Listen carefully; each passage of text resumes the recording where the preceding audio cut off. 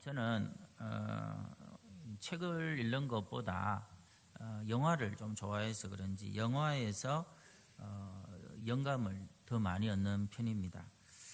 그래서 영화 제가 봤던 것 중에 하나를 소개하자면 벌써 이제 20년이 됐습니다. 아마겟돈이라는 영화가 있습니다. 아마 한 번쯤은 보셨을 것 같아요. 그러니까 이 영화는 이제 지구가 소행성의 충돌로 멸망의 위기에 놓인다 하는 이렇게 설정이 되어 있습니다.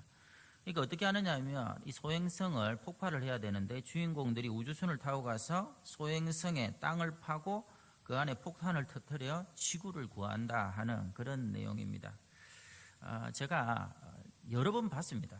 그런데도 제일 감동적인 장면은 역시 마지막 부분입니다. 그러니까 임무를 마치고요. 빨리 떠야 되거든요.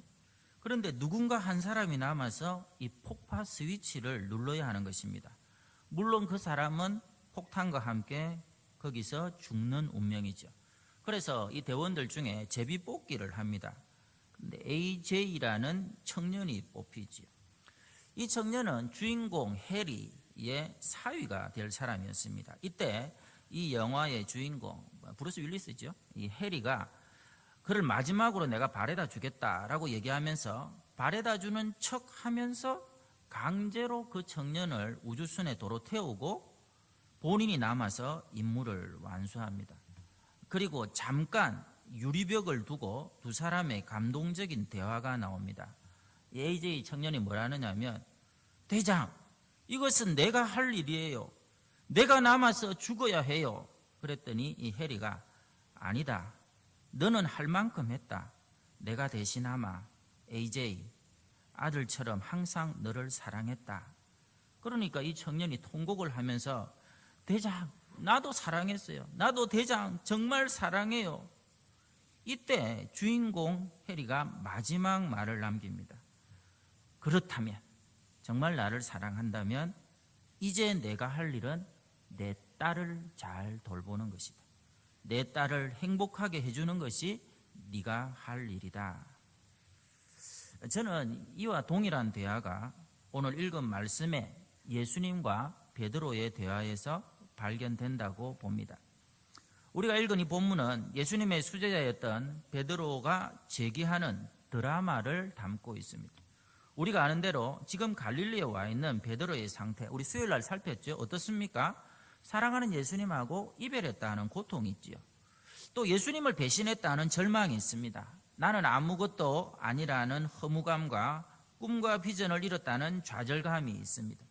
그럼에도 예수님이 그를 찾아오셨을 때 베드로는 다시 재기할 수가 있죠. 중요한 것은 베드로가 이런 상황 가운데서 다시 일어난 것처럼 이 시간 내 곁을 찾아오신 주님을 우리도 만나면 다시 힘을 얻고 소망과 비전을 회복하는 시간이 된다 하는 사실이죠.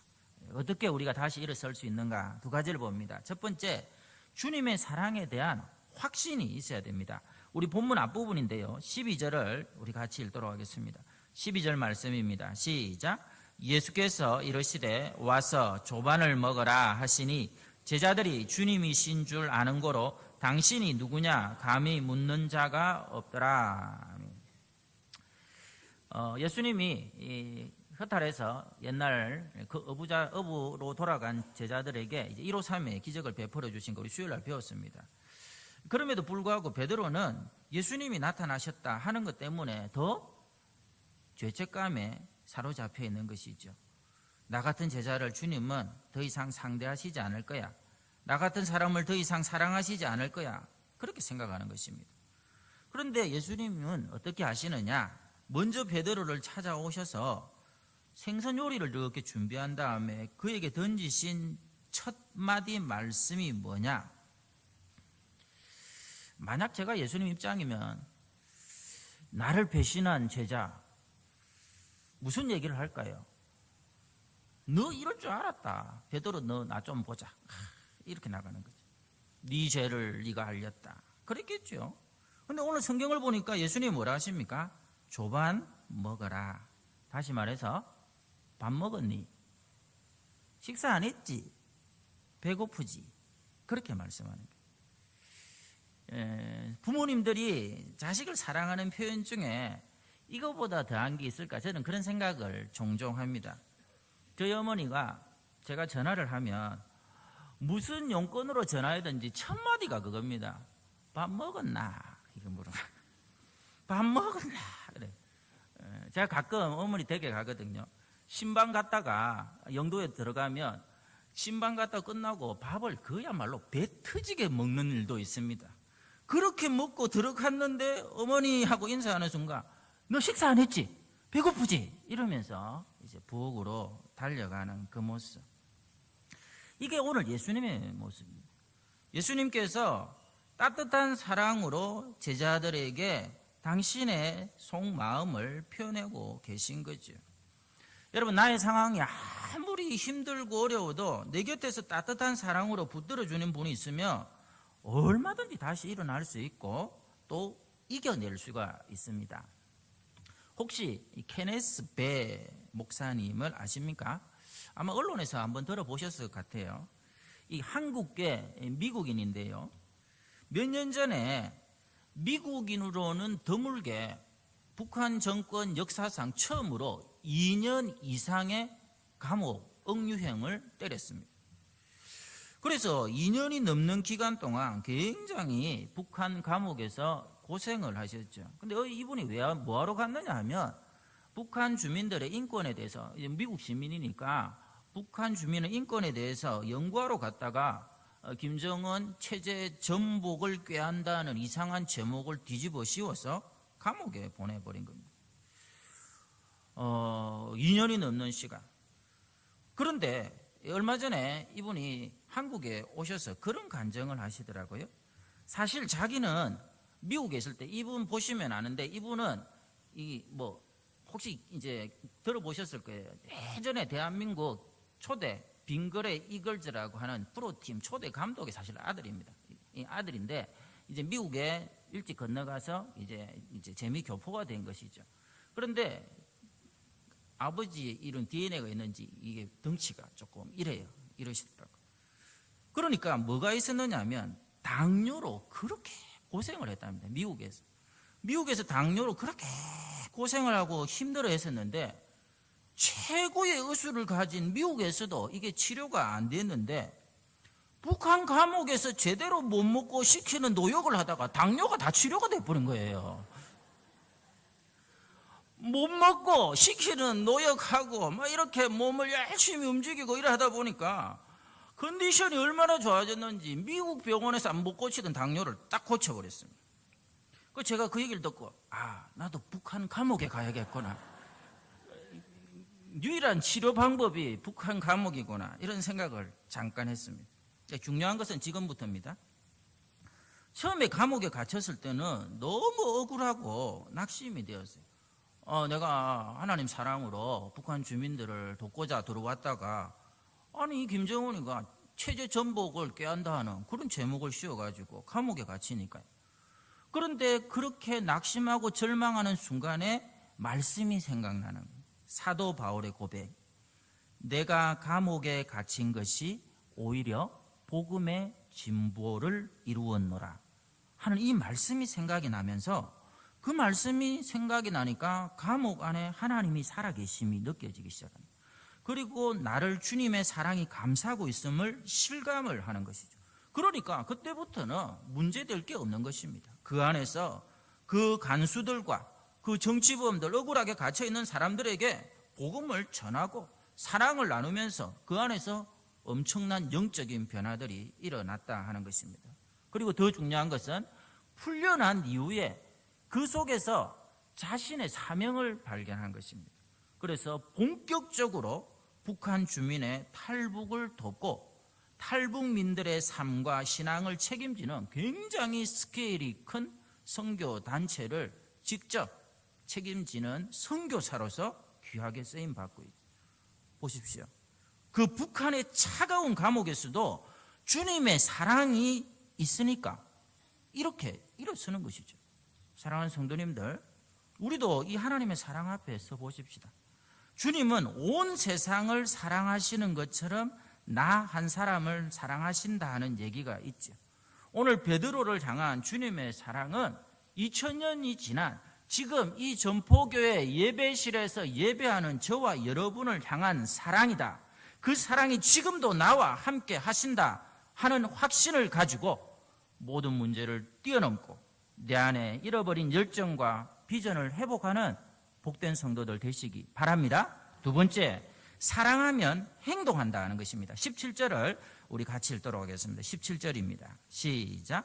세 번째 이르시되 요한의 아들 시몬아 내가 나를 사랑하느냐 하시니 주께서 세 번째 내가 나를 사랑하느냐 하심으로 베드로가 근심하여 이르되 주님 모든 것을 아시오매 내가 주님을 사랑하는 줄을 주님께서 아시나이다.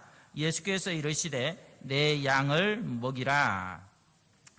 지금 예수님께서 베드로에게 이 사람들보다 나를 더 사랑하느냐, 그것도 3번 물으시죠.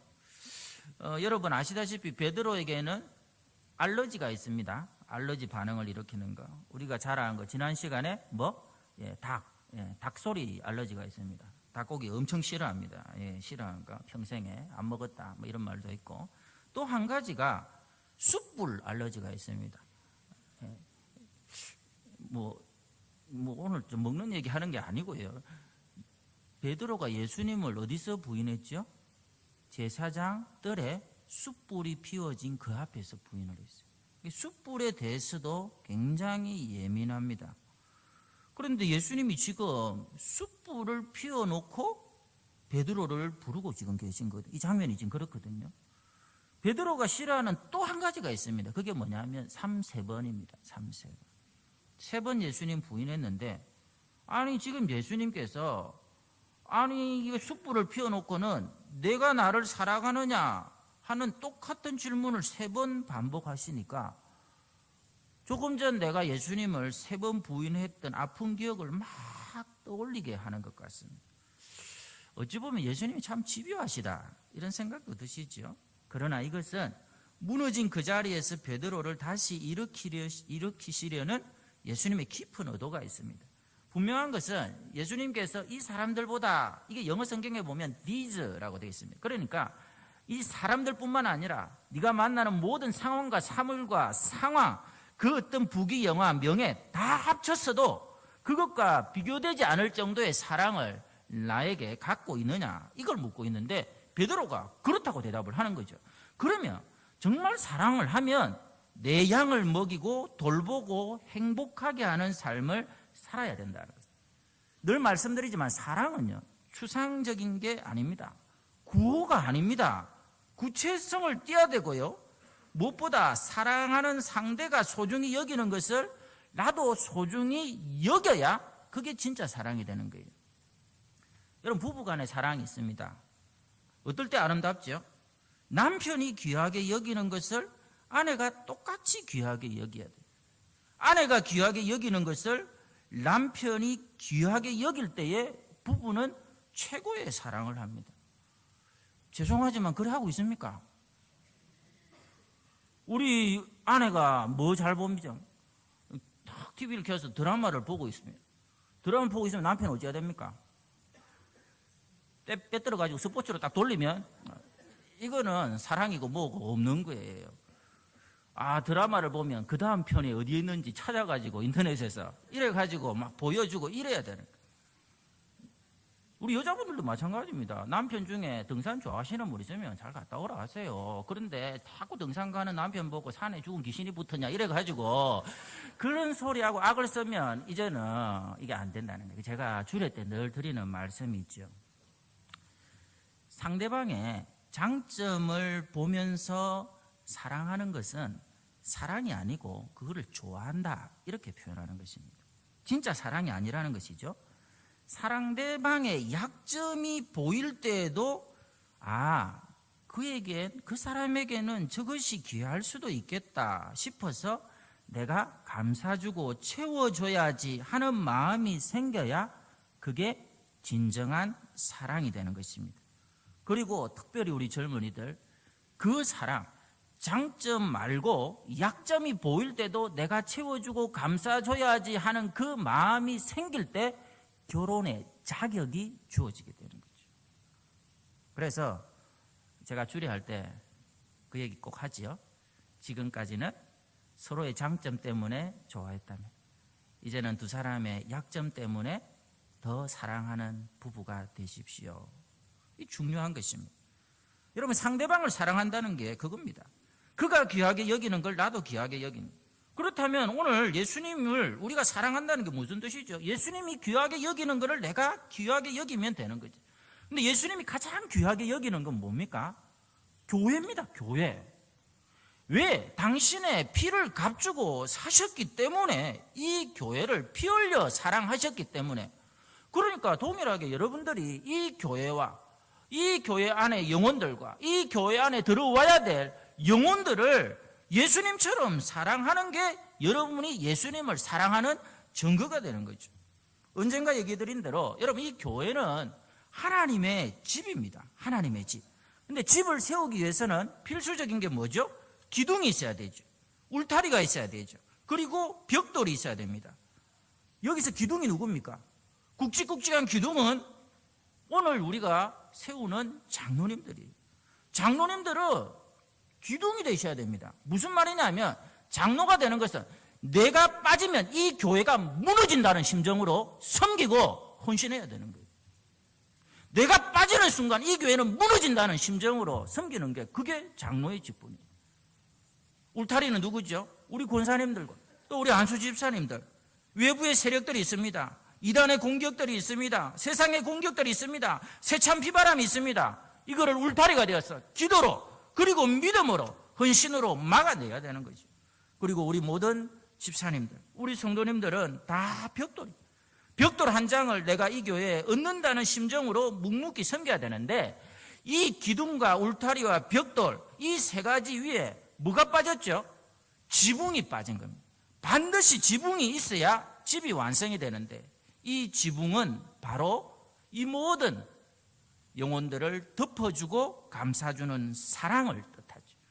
이 사랑이 있어야 하나님께서 전포교회를 하나님의 행복한 집으로 보신다 하는 사실입니다. 때로는 이런 섬김을, 이런 사랑이 좀 과격하게 나타날 때도 있습니다. 레디컬하다는 그런 표현을 쓰기는 하는데요. 종교개혁자 존 칼빈이 그런 경우가 있었습니다. 이 존 칼빈은 이 얼굴을 이렇게 보면 굉장히 가냘프게 보이는데, 이 개혁을 할 때, 교회를 반드시 세워갈 때 아주 단호했습니다. 그러니까 종교개혁을 위해서 이 제네바시에 망명을 하지요. 그런데 제네바에서 이제 통치권이 이 사람한테 주어집니다. 영향력이 커지면서 이때 어느 정도 과감하게 개혁했냐면요, 제네바시 전체 안에서 모든 술집을 없애버렸습니다. 공권력을 동원해 완전히 다 없애버렸어요. 그리고 또 조금 재밌는 게 뭐냐 하면 예배 시간에 조는 사람을 징계를 해버렸습니다. 이게 켈빈 목사님이 설교하다가 이렇게 졸잖아요. 어디서 졸아? 나와! 이래가 바로 구치소로 이렇게 간다고. 우리도 그렇게 할까 지금. 그러니까 여러분, 제가 얼마나 온순한 목사인지 아시겠죠? 여러분, 이렇게 졸아도 얘기 하나 하고 마칩시다. 오늘 할 일이 많은데, 지난 한 10여 년 동안 교계에서 베스트셀러가 됐던 책들이 여러 있는데, 그 중에 대표적인 게 내려놓음이라는 책이 있습니다. 내려놓음. 이 내려놓음이란 책이 얼마나 많이 팔렸던지, 더 내려놓음이라는 후속 책자가 또 나왔죠. 이것도 잘 팔렸습니다. 그러니까 이 책이 잘 팔린 그 증거가 뭐냐면, 제가 책을 잘 안 사보거든요. 근데 저까지 다 사서 이걸 한 번, 두 번 읽었을 정도입니다. 저는 그 책에 열광하는 한국의 수많은 성도들을 보면서 그런 생각을 합니다. 저는 조금 더 그 책을 쓰신 이용규 선교사님을 폄하할 생각이 전혀 없습니다. 너무너무 존경합니다. 또 본받고 싶어요. 그분의 학력이 어딥니까? 여러분, 세계 최고의 하버드 대학에서 박사학위를 받았습니다. 한국 사람은 드물. 그런데 하버드 대학 박사학위를 받고 중동 연구소의 연구위원으로 CIA에서 특채를 하려고 하는데 그 자리를 내려놓고 가나안 몽골 땅에 들어가서 교회를 개척하고 섬겼잖아요. 지금 인도네시아에서 사역하고 있는 것으로 알고 있습니다. 너무도 귀한 일. 저는 그렇게 할 수도 없습니다. 일단 저는 하버드 대학 근처에 가본 적이 없어요. 그러니까 뭐 내려놓고 자시고 할 것도 없습니다. 그래서 사람들이 그분에게서 이제 감동을 참 많이 받잖아요. 그럼에도 불구하고 우리가 기억해야 되는 건 뭐냐 하면, 우리는 이 한 분, 또는 뭡니까, 스탠포드에서 박사후 과정을 했던 그 최하진 선교사님, 이분은 이 내려놓음 이 정도 갖고 안 된다고 하셔가지고 어떻게 했죠? 때려치움, 이런 식으로 이렇게 선교를 하시는 분이죠. 왜냐하면 내려놓으면 다시 도로 죽기 때문에 아예 눈에 보이지 않게 때려치우면서 그렇게 사역하시는 이런 분들, 스탠포드 이런 출신들, 우리 한국교회 성도들이 열광을 하는데, 제 마음에 드는 것은 이런 것입니다. 130년 전에 이 조선 땅에 왔던 모든 선교사님은 다 그런 분들이었어요. 여러분, 선교사님들의 면면을 보면요, 미국 최고의 명문 아이브리그 출신들이 대부분입니다. 그리고 그때 당시에 현직 미국 대학 교수였던 분들도 많습니다. 촉망받던 의사들이었습니다. 근데 그걸 다 내려놓고, 그때 우리나라의 문맹률이 97%입니다. 무지와 미신과 가난과 그리고 온갖 좋지 못한 관습에 찌들려 있던 이 조선 땅에 와서, 여러분 지금도 미국 사람들은 안 그런 것 같지만 김치 냄새 이런 거 굉장히 싫어한답니다. 근데 그 시절 김치와 된장 냄새를 맡으면서 그들의 고름을 짜내가면서 예수의 사랑을 전했고, 때로는 이 땅에서 그들은 죽음을 만났고요, 오히려 그보다 먼저 자신의 아내와 자녀들을 이 땅에 묻어가면서까지 섬겼던 사람들입니다. 그런데도 헐버트라는 선교사님은 자신의 묘비명에 이렇게 고백을 합니다. 나는 웨스트민스터 사원에 묻히는 것보다, 여러분 이 그분들이 가장 원하는 게 그 영국의 웨스트민스터 사원에 묻히는 걸 최고의 영예라고 생각하거든요. 그런데 나는 웨스트민스터 사원에 묻히기보다는 이 조선 땅에 묻히고 싶다, 이걸 묘비명으로 썼어요. 주님이 함께 하셔서 이 민족을 위해서 섬기고 살았던 그 시간들이 내 평생 가장 행복했다 하는 고백이죠. 심지어 처녀로 와서 순교를 했던 루비 캔드릭 선교사님은 묘비에 이렇게 썼습니다. 나에게 1000개의 목숨이 있었다 해도 그 모두를 조선을 위해 바쳤을 것이다. 사랑하는 여러분, 오늘 예수님이 똑같은 말씀을 하십니다. 예수님, 왜 그렇게 그 고난의 십자가를 왜 지셨어요? 예수님이 뭐라고 하시죠? 너희들을 살릴 수만 있다면 1000개의 목숨이 있었다 해도 나는 그 십자가 졌을 것이라고 그렇게 말씀하십니다. 이 사랑에 대한 확신이 있으니까 오늘 베드로가 달라지죠. 다시 쓰임을 받게 되는 것이죠. 혹시 여러분 영화배우 김보성 씨 아십니까? 김보성 그 양반이 늘 하는 말이 뭐죠? 의리. 베드로가 의리에 사는, 김보성 이거는 말만 의리. 예수님, 내가 이 사람들보다 진짜 주님 사랑하고 오늘 주님과 하는 이 결단과 주님과의 의리를 지켜나가겠습니다. 그리고 어떻게 하죠? 주님이 십자가를 지셨는데 내가 어찌 그렇게 지느냐고 주님의 십자가를 거꾸로 지고 마지막 순간까지 순교의 제물이 되는, 오늘 이후 베드로는 성령을 힘입고 영혼을 아가페 능력으로 사랑하며 그 이름 그대로 반석이죠, 흔들리지 않는 멋진 사도로서 영광된 삶을 살았다 하는 것입니다. 사랑하는 성도님들, 말씀을 맺습니다. 70년사 이제 편찬하는데 여러분 많이 관심을 가져주시면 좋겠어요. 근데 혼자 어제 말씀을 준비하면서 그런 생각을 해봤습니다. 이제 2, 3년 후면 우리 70년사인데 그래도 그 70년 안에 제가 20년 이상을 그래도 이 교회에서 몸담고 섬겼지 않습니까? 70년사도 금방 된 것 같고, 왜냐하면 50년 할 때도 그죠? 그죠? 60년 할 때도 금방이었던 것 같으니까. 그래서 우리 전포교회 100주년 할 때 그때 내가 살아있겠나 이 생각을 한 거예요. 여러분 혹시 제가 언제 그만두더라도 100주년 할 때 제가 어디 살아있으면 꼭 불러주십시오. 어때요? 제가 100주년 2052년 살아있을 것 같습니까? 어찌 될 것 같습니까? 86세더라고요. 계산해 보니까 86세. 살 수도 있고 죽을 수도 있겠죠. 저만 죽습니까? 여러분 저 혼자 죽을 것 같아요. 우리 장로님들 100주년 모르겠어요. 그 카렌 마을의 할아버지처럼 110살까지 살면 모르시겠다만 여기 젊은 분들 빼고 다 갑니다. 한 번은 가야죠. 그런데 잘 섬기다가 헌신하다가 주님 앞에 가야죠.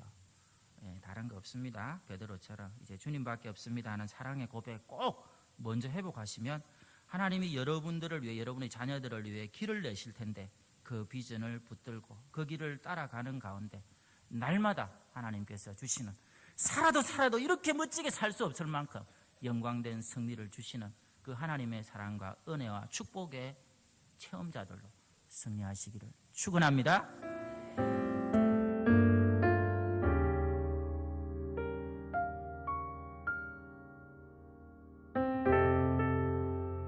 주님, 우리는 지금 평범한 일상이 다시 오기를 간구합니다.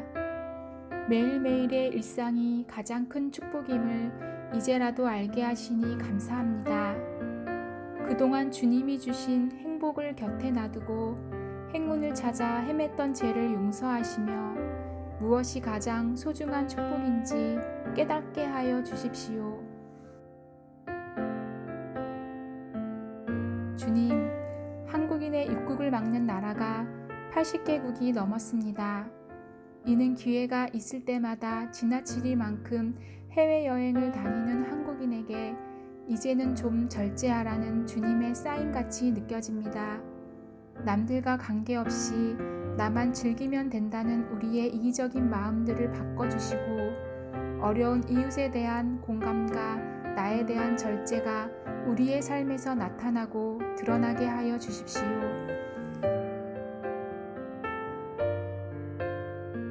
주님, 마스크 없이는 하루도 살 수 없는 세상이 되고 말았습니다. 이는 그동안 너무 많이 무책임한 말을 내뱉고 아무렇지도 않게 퍼날랐던 우리들에게 조금 더 침묵하며 살라는 주님의 명령 같습니다. 내 입을 막으며 적게 말하고 진실만을 전하기 위해 노력하게 하여 주십시오.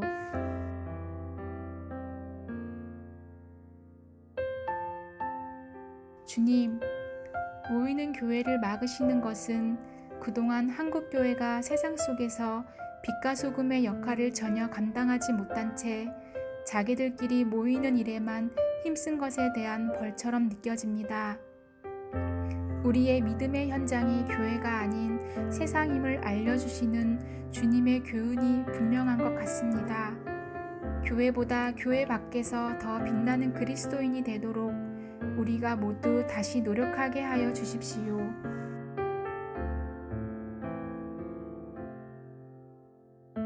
교인이 5만이니 10만이니 하는 것이 모두 거품인 것을 알게 하신 주님, 하루아침에 예배당의 교인들은 없어질 수 있음을 깨닫게 하시니 감사합니다. 우리의 관심이 교인의 수에만 있고 교회의 자랑이 그 크기에만 있었다면 이제 그 마음을 돌이켜 참된 자랑이 무엇인지를 생각하게 하여 주십시오. 나의 자랑이 천박한 교회 크기가 되지 않게 하시고 내 기도의 간구가 경쟁에서의 승리가 되지 않게 하여 주십시오. 오직 존귀한 그리스도 예수만이 우리의 자랑이 되게 하여 주십시오.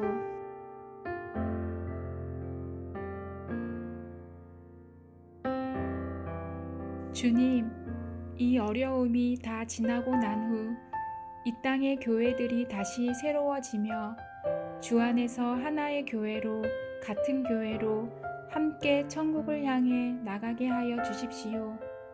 주님이 가르쳐 주신 기도와 같이 거룩한 전포교회가 되게 하여 주십시오.